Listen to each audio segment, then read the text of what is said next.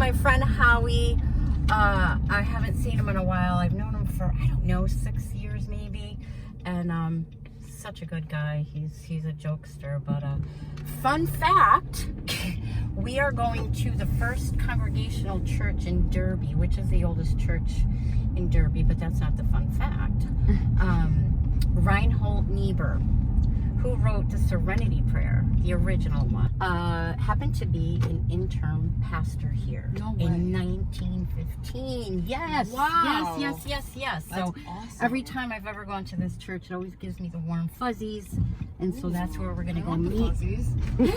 We're going to go meet Howie there. So I'm excited, and we are almost there. Thanks for doing this. Honestly, we met down here in the valley a few years ago, and in meetings, and I've seen you get angry at some people because you're passionate. You're passionate about it, and you.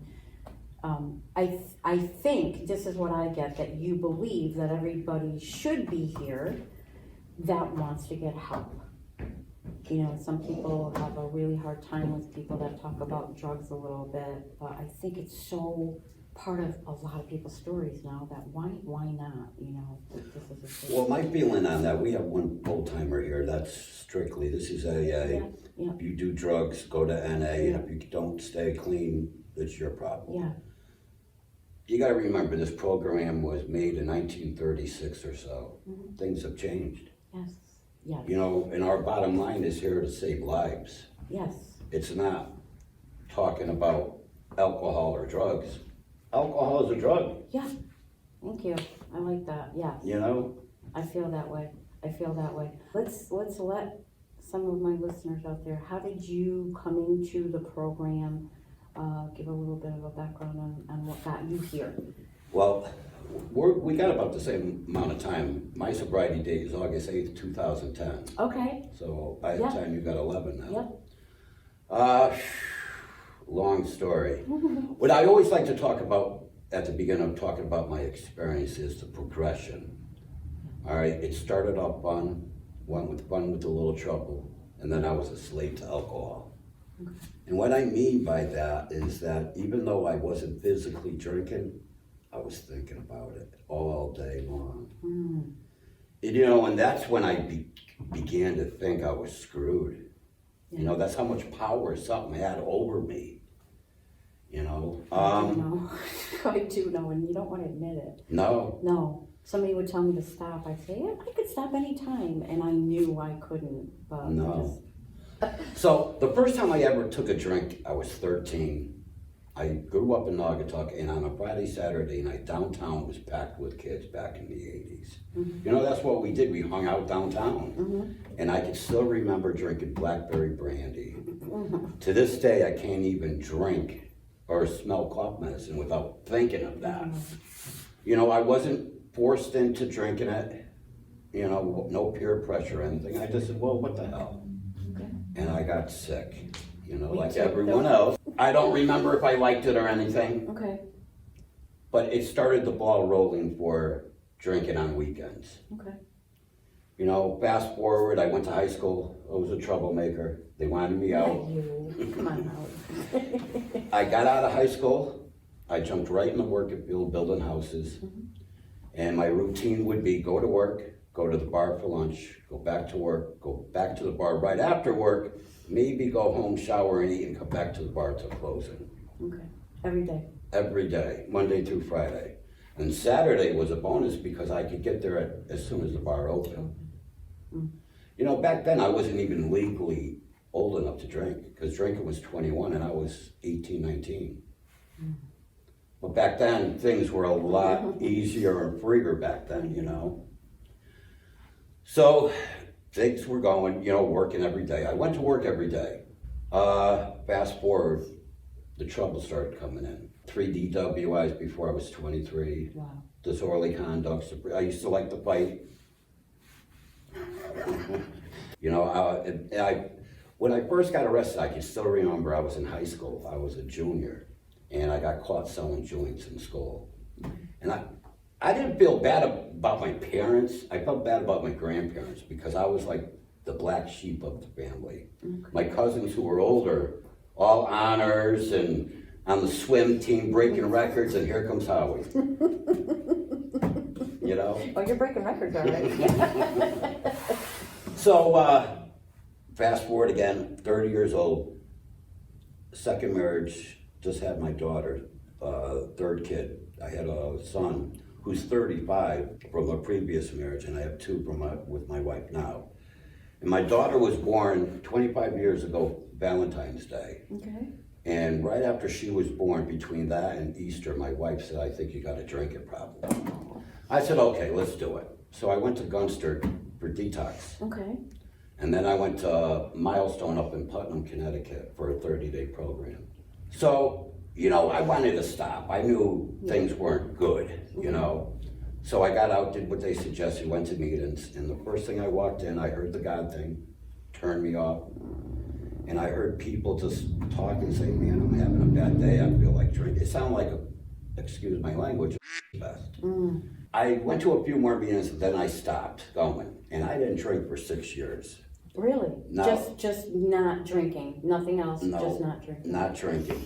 But later on in life, I've learned that was a dry drunk. Yeah. You know, because I was still a miserable, cheating piece of shit. The only thing I was missing was the drink. Okay. You know, and, you know, thinking about being a dry drunk today, that's got to be the worst feeling in the world. Yeah. You know, because you have no recovery, plus you don't have your booze. Yes. That's got to be worse than anything. Well, was it? It was. Okay. All right. Yeah. I know my first year and a half, I would definitely consider myself a dry drunk. I did not want to do anything. I wasn't drinking, so that's good enough. Yeah. I was miserable. Well, because So we I was think, like, why am I doing this? You because know? we think the drink is the problem. Yeah, it's not. You're right. It's right here. Yeah. So from that point until 2010, to be honest, I used AA to get out of the doghouse. Okay. Wife don't want to talk to me, kids don't want to be around me. Go to detox, get out, go to meetings. When things got good at home, I would slowly drift away and back to drinking. Okay. You know, 2009, 2010, I really hated life. I wanted to die, really. Mm-hmm. You know, I just didn't like waking up in the morning looking for a drink. I knew where every 8 o'clock in the morning package store was. Really? You know, and I'm self-employed, so I have freedom. I can do what I want. Yeah. So, 2010, I was kicked out of the house again. Now, at this point, I went to SCRC, but when I walked in that door, I already accepted I was gonna die drunk. And what I mean by that, after failing so many times, in and out of AA, I had the sponsor, I still got the same sponsor, going to meetings, had the commitments, doing the steps, half-ass. You know, I thought this is how I was gonna die. I was gonna die a drunk because AA is not gonna help me. I was gonna be that one that AA wasn't gonna be able to help. And so I went to SCRC, Okay. got out, and I went to Rushford for a 30-day program. And I don't know what happened. Well, I know what happened, my higher power. So I'm sitting there smoking, and they're saying, man, I can't wait to get out of here. I'm gonna go do, you know, dope, drink, and all this. But instead of, usually I would sit there and listen and join in with it. I didn't like it. And I went back to my room and I started reading the big book. Wow. That was the first change I ever saw. You know, and what I did is I came out and I jumped into the program 150%. That's awesome. You know, and like I told you before, I do speak at Griffin Hospital Detox and the IOP. And one of the most important things I tell a newcomer, a person that's coming in, while that pain and suffering is fresh right here, you got to jump into the program 150%. You know, because when things get good, that built-in forgetter kicks in. Yeah, you are so right on that. You are so right. I was talking to somebody about this, but you know as much as anybody else, the newcomer, when they come in, they're like, because this is even how I was, oh God, there's work to do. And we don't want to do it. We're tired, we're beat down, we're emotionally void. Somebody would say to me, you know, don't go up in your head, you know, take a flashlight in a club if you're gonna go in your head by yourself. And I would laugh, not knowing what that meant. But yes, you are so right. You have to jump into it. Somebody said to me the other day, if we spent half the time in our recovery, doing our recovery the way we chased our drinks and our drugs, we would all be okay. Absolutely. But you have to want it. There are so many people that need it, but you really have to want it for yourself, not for somebody else. Not for the courts, not for your marriage, not for your mom, not for your grandparents. You have to want it for you. You really, really, truly want to have it. And I know, and we're not supposed to look and point fingers and judge people, but I could tell when somebody's talking and I'm like, they're not done yet. I just, you just know they're not done yet because they're blaming people, places, and things. And if you don't look at yourself, of what part you actually played in all of this, it's like, start to do the work on yourself. Because you're right, you are so right, it has nothing to do with the drinking. It's all about how we perceive things. Because you gotta think, we come in here so beat up, insecure, we think we're pieces of I know. And I've learned a lot from old timers, that God thing I told you about. Yep. This old timer, I'm a kind of person, if I can't see or touch it, can't believe in it.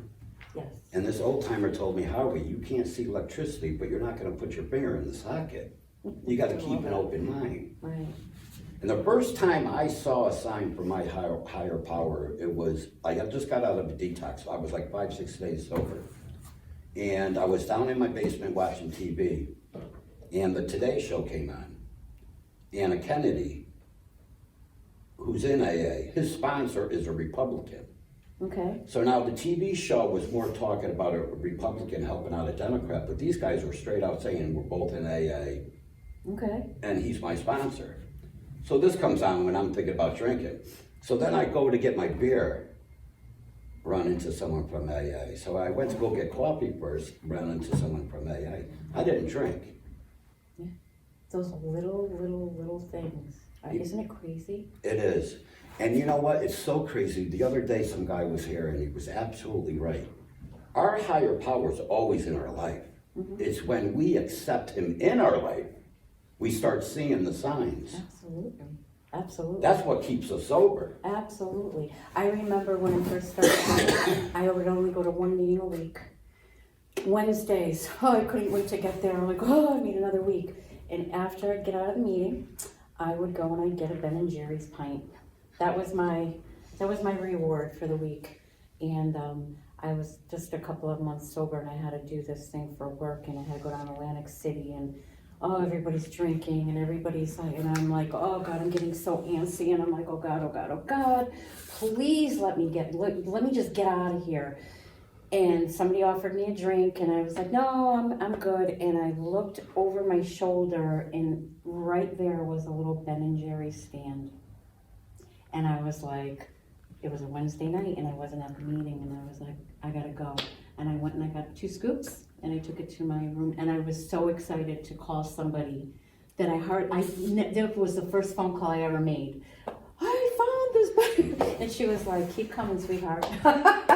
So yeah, the little signs. I love those signs. I love them. I just smile and I see them all the time.